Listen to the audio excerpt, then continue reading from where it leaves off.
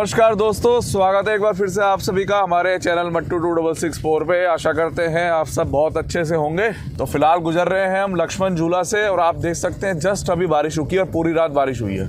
1 फरवरी का दिन है और रात हम आ गए थे हरिद्वार अपने घर। हमने सोचा कल आपको चौपता या ओली में से कोई एक चीज़ कवर करके दिखाएंगे और आप देखिए कि हमारी किस्मत कितनी अच्छी है कि रात भर बारिश हुई है और जैसा कि पता चल रहा है चौपता में और ओली में भी पूरी रात बारिश हुई है। तो आज आपको अच्छी खासी बर्फबारी देखने को मिलने वाली है दोनों ही जगह। तो पहले हमारा प्लान था दोस्तों ओली जाने का, मगर अभी हम जा रहे हैं चौपता लेके आपको। और उसका रीज़न ये है कि भैया बारिश जो है वो फिलहाल ज़्यादा है, तो हमने सोचा पहले आपको चौपता कवर करके दिखाते हैं। तो 6:30 का टाइम हो गया है और हम लक्ष्मण झूला क्रॉस कर गए हैं। आगे आने वाली है तपोवन चौकी। आप लोग जानते ही हैं इस बार थोड़ा बर्फबारी नाराज़ ही रही है, हिमाचल से भी, उत्तराखंड से भी और जम्मू कश्मीर से भी। मगर अचानक से मौसम ने करवट बदल दी है, करवट ले ली है और सभी जगह एक साथ बर्फबारी हो रही है। तो लास्ट ब्लॉग जो हमने बनाया था दोस्तों वो बनाया था दिल्ली से लेकर आपका मनाली का पूरा, और फिर मनाली से बर्फ़ नहीं मिली थी तो हम कोकसार के लिए निकल गए थे। तो हमने पूरा वीडियो बनाया था आप लोगों के लिए संपूर्ण जानकारी के साथ और कितना समय लगता है उसमें पूरा प्रॉपर दिखाया था आप लोगों को ना। तो आज ये ब्लॉग रहेगा आपका ऋषिकेश से लेकर चौपता तक का, जिसकी दूरी लगभग 200 किलोमीटर है। तो फिलहाल ऋषिकेश से निकल गए हैं और जस्ट बारिश रुकी है और 6:30 का हो गया है टाइम। तो बारिश के बाद थोड़ी सी सावधानी बस ये रखनी पड़ती है, कई बार लैंडस्लाइड वगैरह हो जाता है, कुछ पत्थर गिर जाते हैं, तो आपको थोड़ा सा संभल के चलना पड़ता है स्टार्टिंग में। तो हमारे कई भाइयों ने हमसे पूछा कि भैया चौपता का क्या हाल है, चौपता तक कैसे जाएँ, नया रूट दिखाएँ। तो पहले तो मैं बताना चाहूँगा भाई, चौपता का जो रूट है ना उसमें ऑप्शन नहीं है, एक ही रूट है। आपको ऋषिकेश से देवप्रयाग, श्रीनगर, रुद्रप्रयाग, और रुद्रप्रयाग से हमें केदारनाथ जी वाले रास्ते पे कट के लेफ़्ट और हमें जाना होगा आपका कुंड के लिए। फिर कुंड आएगा, कुंड से लेफ़्ट हो जाए तो हम केदारनाथ जी के लिए चले जाएंगे और राइट हो जाए तो हम चले जाएंगे ऊखीमठ के लिए। तो हमें ऊखीमठ जाना है। ऊखीमठ से फिर 20 किलोमीटर के आसपास दूरी है आपकी चौपता की। उसके बाद आप पैदल ट्रैक कर सकते हैं अगर खोला हुआ हो तुंगनाथ जी का। तो मैं तो सजेस्ट करूँगा कि भाई अगर आप जा सकते हैं तो ज़रूर जाएं। जूते वगैरह वहाँ से आप किराए पे ले सकते हैं। तो उस पैदल ट्रैक का मैं आपको लिंक जो है डिस्क्रिप्शन में दे दूँगा। हमने किया था, कहाँ से शूज़ वगैरह लिए थे, सब डिटेल है उसमें, कैसे करना है वो भी पूरी डिटेल है। आगे आएगा दोस्तों अभी आपका शिवपुरी, उसके बाद ब्यासी के बाद हम पहुँचेंगे देवप्रयाग, फिर वहाँ से श्रीनगर, श्रीनगर से रुद्रप्रयाग, फिर रुद्रप्रयाग से अगस्त्यमुनि से फिर हम कुंड, और कुंड से पहुँचेंगे फिर हम ऊखीमठ होते हुए चौपता। तो दोस्तों शिवपुरी हम पहुँच गए और आपसे मैं कहना चाहूँगा ऋषिकेश से लेकर शिवपुरी तक का जो रास्ता बढ़िया बना हुआ है, कहीं गड्ढे वड्ढे नहीं है, तो कोई आपको डरने वाली बात नहीं है।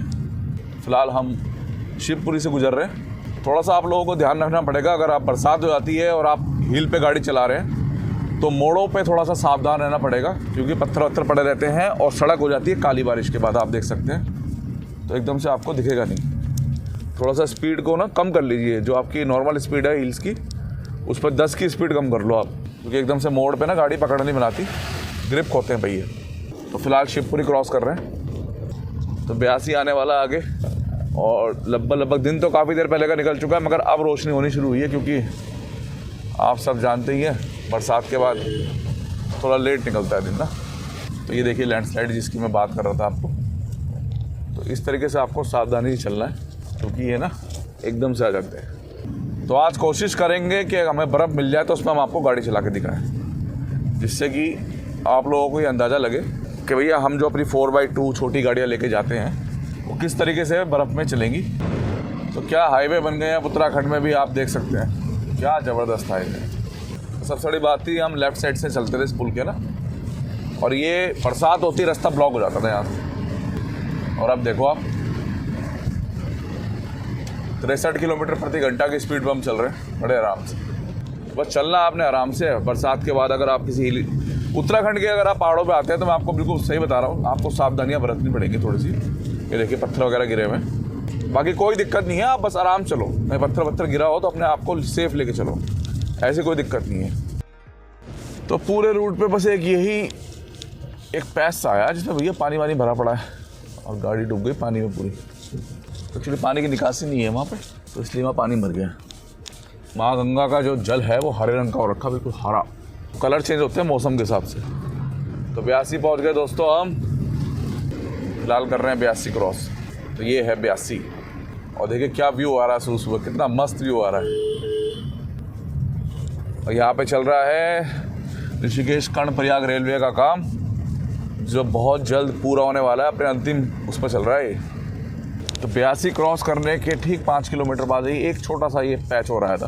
तो ऋषिकेश से अभी सिर्फ 2 ही पैच पड़े हैं, एक तो ब्यासी से पहले और एक ब्यासी के बाद। बाकी आगे देखते हैं, बताता हूँ आपको।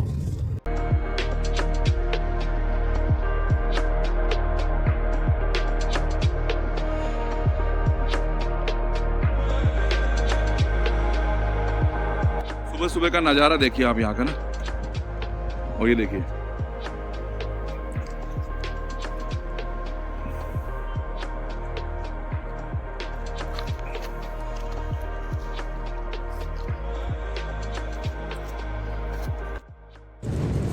तो तोता राठी हम फिलहाल क्रॉस कर रहे हैं दोस्तों, और कर ही गए लगभग पूरी।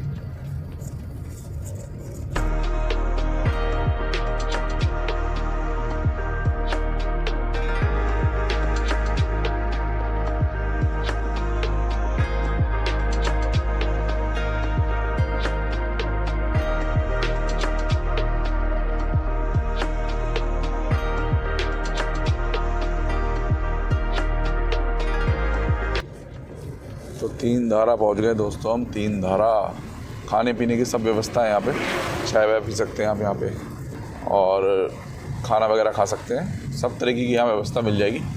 तो बस वगैरह जब आती है ना ऋषिकेश से, तो यहाँ स्टॉप लेती हूँ, और दूसरा स्टॉप होता है उनका रुद्रप्रयाग, कुछ सीधे रुद्रप्रयाग रुकती है।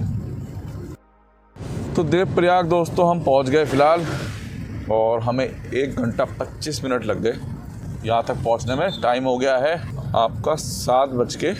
6:30 पे हम ऋषिकेश से चले थे, बीच में एक जगह रुके थे 2-3 मिनट के लिए, वरना हमने कोई ब्रेक नहीं लिया है फ़िलहाल। गंगा का यहाँ जन्म होता है, अलकनंदा और भागीरथी दोनों का यहाँ संगम होता है। एक ब्लॉग बना रखा है हमने पूरा प्रॉपर घाट का भी, कहाँ से जाएँ कैसे जाएँ। तो अगर आप लोग देखना चाहें तो मैं डिस्क्रिप्शन में लिंक दे दूँगा, आप लोग देख सकते हैं। तो देवप्रयाग फ़िलहाल हमने कर दिया क्रॉस। तो देवप्रयाग क्रॉस करने के बाद श्रीनगर तक मिलने वाला बढ़िया हाईवे। 8 बजने वाले दोस्तों, 1 मिनट बचा है।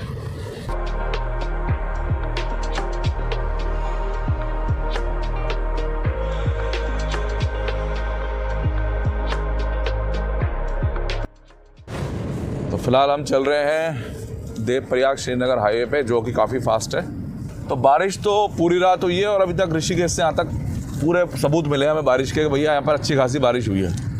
अब देखने वाली बात ये होगी कि चोपता में क्या हाल है, चोपता में क्या हमें बारिश मिलेगी या नहीं मिलेगी, वो देखने वाली बात है। औली में तो उम्मीद है कि बर्फ़बारी काफ़ी हुई है, मगर चोपता की थोड़ी जानकारी कम है। सबसे बड़ा माइनस पॉइंट ये है कि चोपता, औली, हर्षिल, इन तीनों जगह पे आपको पुलिस हेल्पलाइन के नंबर गूगल पे नहीं मिलेंगे, जहाँ से आप पता कर सकें कि जी बर्फ़बारी हुई है या नहीं हुई है। तो उसके लिए हमें क्या करना होता है, लोकल जो वीडियोस बनती हैं या लोकल यूट्यूबर्स जो होते हैं भाई हमारे, वो जानकारी डालते रहते हैं, तो उसी से हमें पता चलता है कि भैया यहाँ बर्फ़ पड़ गई, वहाँ बर्फ़ पड़ गई। थोड़ा सा उत्तराखंड गवर्नमेंट को ये ध्यान देना चाहिए कि हेल्पलाइन नंबर हमेशा चालू रहें। तो फिलहाल देवप्रयाग श्रीनगर हाईवे पे हैं हम, जो कि अच्छी खासी स्पीड आपकी मेंटेन करा देता है।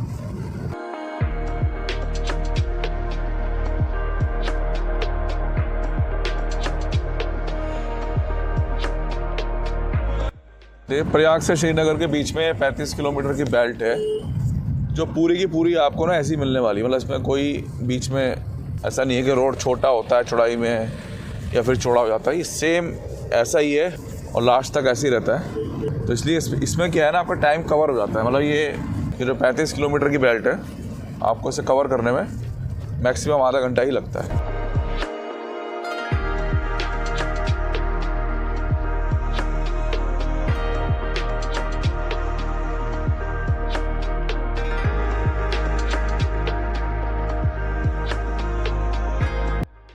तो कीर्ति नगर हम फिलहाल पहुंच गए, और कीर्ति नगर है श्रीनगर का आउटर। पूरे 2 घंटे हो गए, मतलब श्रीनगर तो नहीं पहुंचे, कीर्ति नगर पहुंच गए।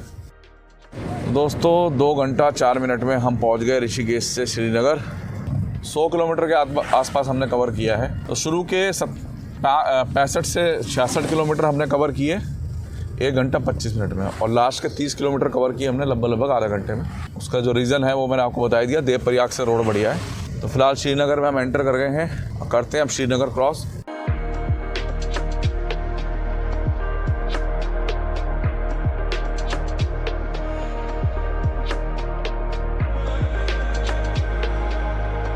तो दोस्तों श्रीनगर तो हम पहुंच गए थे 2 घंटा 4 मिनट में, मगर हमें 10 मिनट लग गए पूरा श्रीनगर क्रॉस करने में, क्योंकि अंदर चल रहा है ट्रैफिक काफ़ी स्लो। तो 8:45 हो गए हैं और अभी हम श्रीनगर क्रॉस कर चुके हैं। तो श्रीनगर के बाद दोस्तों आपको धारी देवी तक तो रोड ठीक कर दिया है इन्होंने काफ़ी।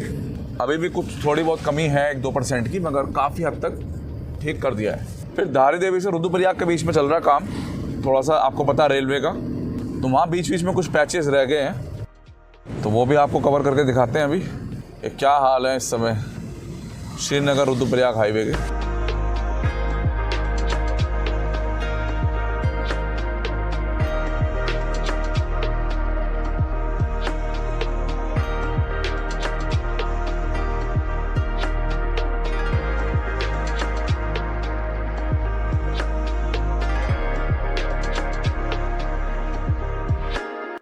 तो एक टाइम वो था कि आपका ना श्रीनगर क्रॉस करने के बाद असली मुसीबत शुरू होती थी, क्योंकि रुद्रप्रयाग तक रोड की हालत इतनी ज़्यादा ख़राब थी ना। अगर तारीफ़ है भैया मतलब गवर्नमेंट की ना, कि अच्छे से काम कर रहे हैं और हार नहीं मान रहे। मतलब जरा सी बारिश होती है दोबारा से पहाड़ नीचे आ जाते हैं, सड़कें ख़राब हो जाती है, फिर से लग जाते हैं काम करने में, पीछे नहीं हटते। मतलब ना एकदम सड़कों के लिए फ़ंड जारी होता है। अखबार में मैंने कई बार पढ़ा है कि बरसात के बाद फ़ंड जारी कर दिया कि टूट फूट जो है जल्दी से जल्दी रिपेयर करी जाए, और करते भी हैं, क्योंकि हम तो चल रहे हैं तो हमें आपको दिखा ही रहे हैं, करते भी हैं। और ये सिर्फ उत्तराखंड में नहीं है, ये पूरे इंडिया में है। जहाँ तक हम अभी तक घूमे हैं हर जगह ये हाईवे पे दबाकर काम कर रहे हैं, दबाकर।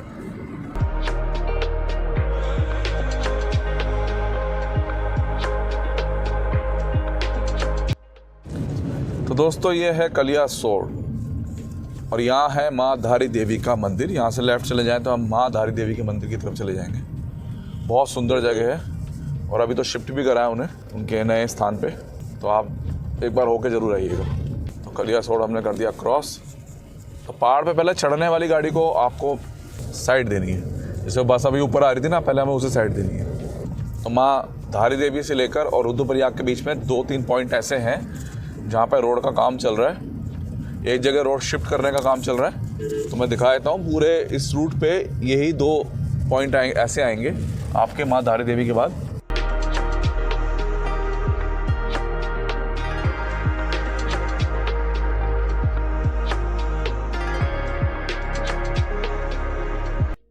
तो मैंने बताया था आपको माँ धारी देवी के बाद 2 पॉइंट ऐसे आएंगे। तो पहला पॉइंट ये है, इस ट्रक पे जा रही जेसीबी, तो यहाँ वेट करना पड़ रहा है हमें। तो पहला पॉइंट ये है।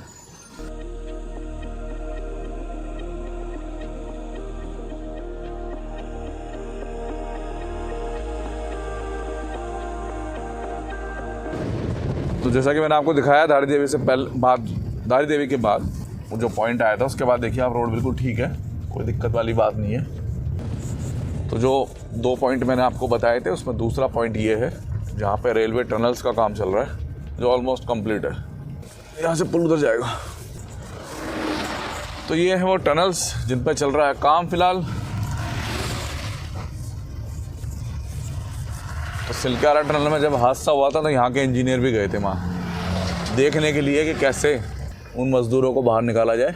तो सबने एक टीम की तरह काम किया था उस टाइम पे ना। और एक सिंगल कैजुअलिटी नहीं हुई, ये एक बहुत अच्छी बात है। और एक टाइम लग गया 15-16 दिन, कैजुअलिटी एक भी नहीं हुई। एक भी नहीं हुई, और बहुत जल्दी बन जाएगा ये। उधर से हम सीधे इधर आ जाएंगे। तो ये 2 पॉइंट थे जो मैंने आपको दिखा दिए पूरे रास्ते के, और 2 पॉइंट थे देवप्रयाग से पहले।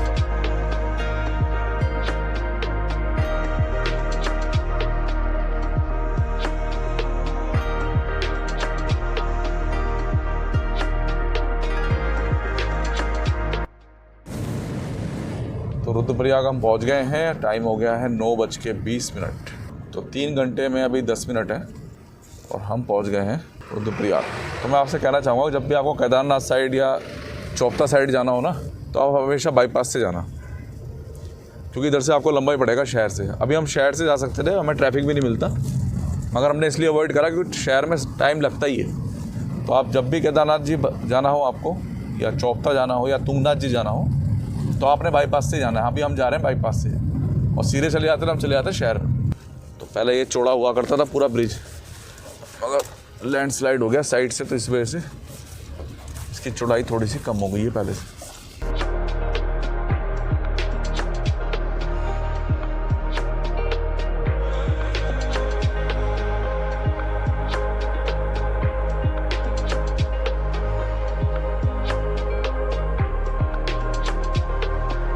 तो रुद्रप्रयाग बाईपास पे आपको ये पैच मिलने वाला है, क्योंकि यहाँ पे लैंडस्लाइड हुआ है और रोड भी यहाँ से गायब हो गया, तो ये दोबारा रोड काट के बनाया है। तो आराम आराम से चलना भाई, जल्दबाजी बिल्कुल मत करना।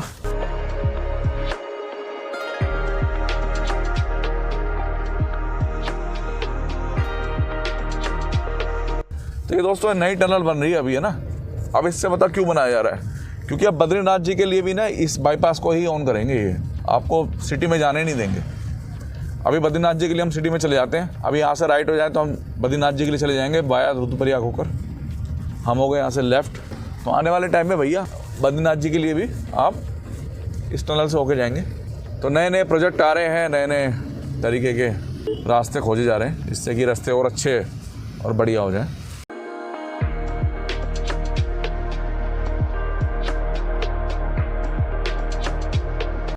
तो तिलवाड़ा 5, अगस्त्यमुनि 13 और सोनप्रयाग यहाँ से होगा मेरे ख्याल से। बोलो कितना, 60-65 किलोमीटर सोनप्रयाग है, जहाँ से हमारे बाबा केदारनाथ जी की यात्रा शुरू होती है।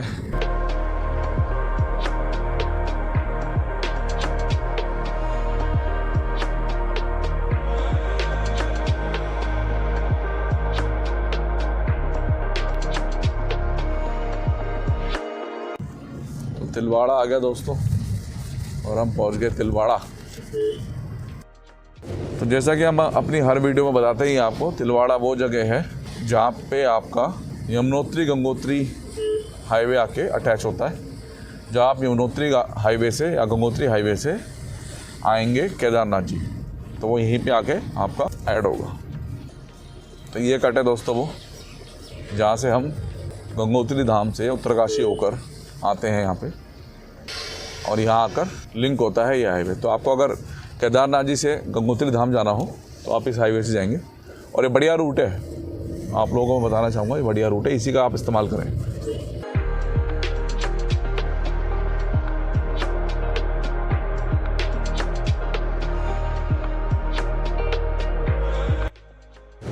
तो रुद्रप्रयाग के बाद ये जो अगस्त्यमुनि तक रास्ता है ना, बिल्कुल सीधा सीधा है। आप देखो, सीधा सीधा रास्ता है, ना घुमाव है ना मोड़ है, और आप इस पर 50 से 55 किलोमीटर प्रति घंटा की स्पीड मेंटेन कर सकते हैं। जो लिमिट है वैसे उसमें चले, वैसे पीछे 50 आई थी, अब 40 लिख के आई है। और बूंदाबांदी दोस्तों शुरू हो गई है, तो हो सकता है आपको लाइव स्नोफॉल भी देखने को मिल जाए।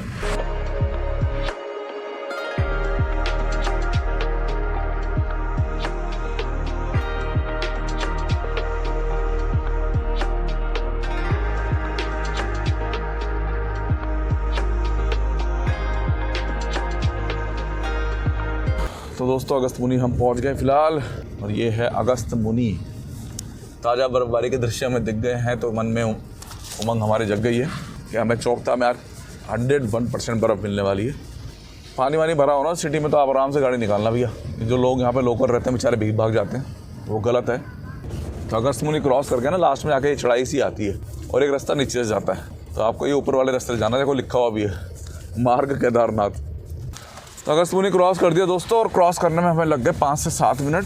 बड़ी सिटी है, और अब आगे आएगा कुंड, जहाँ से रास्ते डाइवर्ट होंगे।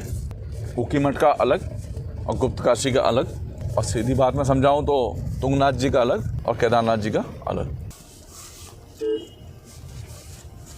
कीचड़ हो रही है यार, है ना।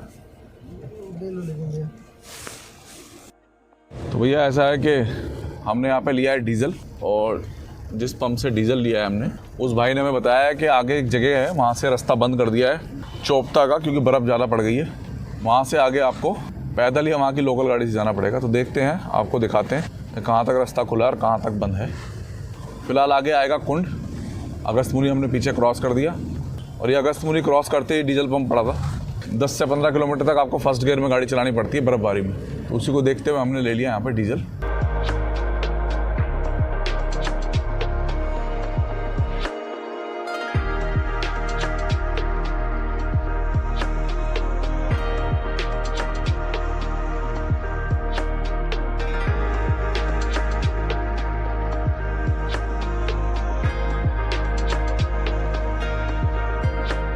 तो रोड देखिए आप कितना बढ़िया है अगस्तमुनि के बाद। बहुत तारीफ है, मतलब रुद्रप्रयाग से लास्ट 40 किलोमीटर जो कुंड तक का रास्ता है ना, बहुत ज़बरदस्त बना हुआ है। देखिए हाईवे कितना बढ़िया है।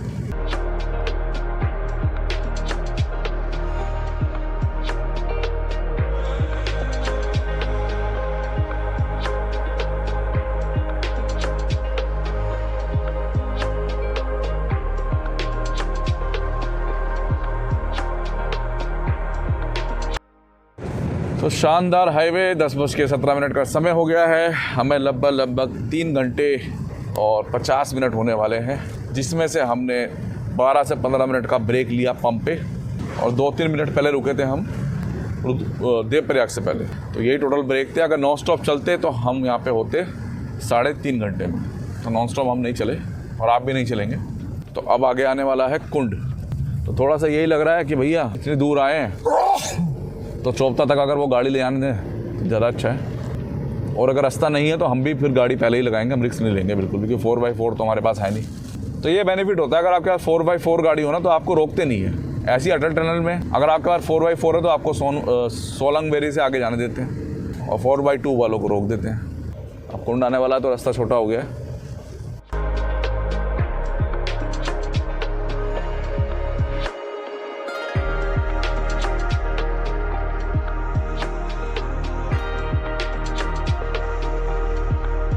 तो कुंड से पहले 2-3 किलोमीटर का रोड जो छोटा होता था ना, हो जाता ना, इसी में बस दिक्कत आती है। और सच बताओ तो मैं देखना चाहता हूँ कि जब ये केदारनाथ जी की यात्रा पूरे पीक पे होती है ना, तब यहाँ पे ट्रैफिक का क्या हाल होता है, क्योंकि ये रोड तो बहुत छोटी है चौड़ाई में ना। तो फाइनली दोस्तों कुंड पहुँच गए। यहाँ से होगा डाइवर्जन, राइट साइड तुंगनाथ चौपता और लेफ्ट साइड अपना बाबा केदारनाथ जी। तो हम जाएंगे राइट साइड से। तो ये है वो कट जहाँ से हमें जाना है राइट। और ये रास्ता दोस्तों आपका ना बद्रीनाथ जी भी जाता है। मेरे कई भाई कहते हैं जी आप इधर से वाला रूट दिखाओ, तो मैं इसलिए नहीं दिखाता क्योंकि चौड़ाई देखो इसकी बहुत कम है। तो अब असली पता तब चलेगा जब भैया ऊपर गाड़ी लेके जाने देंगे वो। यहाँ से तुंगनाथ जी की जो दूरी है ना, सॉरी चौपता की, मेरे हिसाब से 30 किलोमीटर के आसपास है। तो देखो ये दिक्कत होती है इसमें। मेरे भाई कहीं भी कहते हैं भैया इधर से दिखाओ, ये रूट बहुत बढ़िया है, बहुत सुंदर रूट है। भैया रूट तो सुंदर है मगर इसमें समय लगने वाला है आपको बढ़िया। देखा नहीं, वो एक गाड़ी आती है दूसरी गाड़ी को नीचे उतारना पड़ता है। तो ऐसे रूट पे भी जाके क्या फ़ायदा। तो कोशिश करेंगे इस बार आपको ये वाला रूट कवर करके दिखाने की।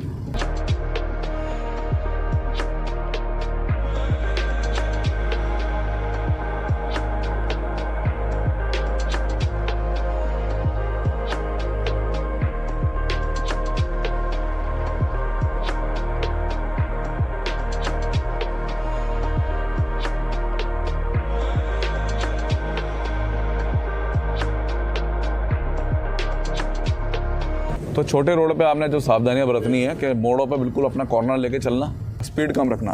और दूसरा भैया हॉर्न बजाते चलो, ज़्यादा बढ़िया रहेगा, बहुत ज़रूरी है। तो अगर आप हॉर्न बजाते चलोगे तो थोड़ा सा ये है कि सामने वाला सतर्क रहेगा। थोड़ा सा रोड ख़राब है यहाँ पे।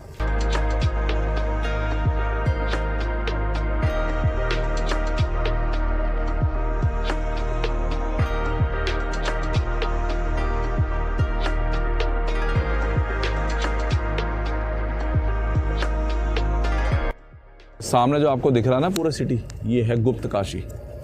इस पहाड़ी के ठीक अपोजिट वाली पहाड़ी पे केदारनाथ जी का मार्ग जा रहा है और हम जा रहे हैं ऊखीमठ की तरफ। तो कुंड से जहाँ से हम राइट हुए थे वहाँ से ऊखीमठ की दूरी है 6.5 किलोमीटर। मैं आपको बता देता हूँ 6.5 किलोमीटर है। और ये पूरा रास्ता आपका गोपेश्वर तक इतना ही चौड़ा है। गोपेश्वर के बाद चमोली तक थोड़ा चौड़ाई ज़्यादा है, मगर गोपेश्वर से चमोली की जो दूरी है वो मात्र 10 किलोमीटर, सॉरी, गोपेश्वर से चमोली की दूरी।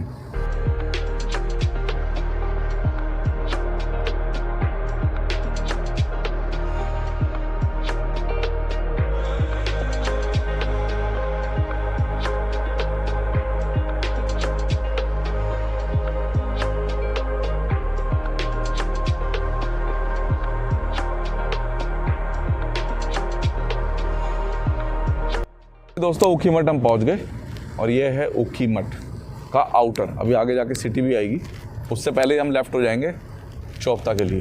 तो फिलहाल तो उम्मीद लग रही है कि गाड़ी चली जाएगी ऊपर से, बाकी ऊपर वाले के हाथ में, जो ऊपर बैठे उनके लिए कह रहा हूँ, भगवान के हाथ में तो कह रहा ही कि वो हमें जाने देंगे या नहीं जाने देंगे।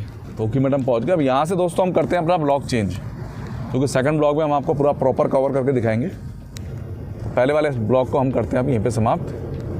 आगे का रास्ता देखने के लिए आप सेकंड ब्लॉग देखिएगा। धन्यवाद। और आप देख सकते हैं फिलहाल गाड़ी ट्रैक्शन नहीं खो रही है बिल्कुल भी। 3-4 बार से हम ट्राई करते रहे, बर्फ़ मिलेगी, बर्फ़ मिलेगी, बर्फ़ मिलेगी, बर्फ़ नहीं मिली। और अचानक से मिली तो इतनी भयंकर मिली। तो ये भाई वापस मोड़ रहा है गाड़ी, क्योंकि बारिश की वजह से हो सकता है ये रास्ता कल तक बंद हो जाए। तो ये तो कंफर्म है दोस्तों, ऊपर तक तो हम नहीं जा पाएंगे, उसके लिए हमें चाहिए ये। हाँ, तो ये है ताज़ा नज़ारे बर्फबारी के। और भैया कर रहे हैं अभी गाड़ी में हवा कम। कोशिश है कि थोड़ा सा आगे और जाएं, बाकी देखते हैं। हवा इसकी कर दी है कम, जिससे ये प्रॉपर ट्रैक्शन बना सके। और अब देखते हैं। हाँ, तो फ़र्क तो पड़ा है। तो देखिए हवा कम करने से कितना फ़र्क पड़ा है। अब देखो यहाँ पे बर्फ़ देखो आप, हाइट है, तो ये जो हाइट बर्फ़ होती है ना, यहाँ गाड़ी फंसती है उसको। अब देखिए यहाँ पे गाड़ी फंस गई है फिलहाल। तो लास्ट में आके अब गाड़ियाँ कर रही हैं स्ट्रगल, आप देख सकते हैं फंस गई भाई की। तो अब यहीं से हम लौटने का सोच रहे हैं फिलहाल। तो चढ़ती चढ़ती गाड़ी खराब हो गई, क्योंकि ये जो हमारे आगे जो बुलडोजर चढ़ रहा था ना, उसने मामला खराब कर दिया। वो ब्लैक आइस ऊपर उखाड़ गया। देखो हो गई है फंस बुलेरो, स्किड हो रहे हैं टायर। हल्का एक्सीलेटर दो ना भाई, आप तो चलाते होंगे। हल्का हाँ ये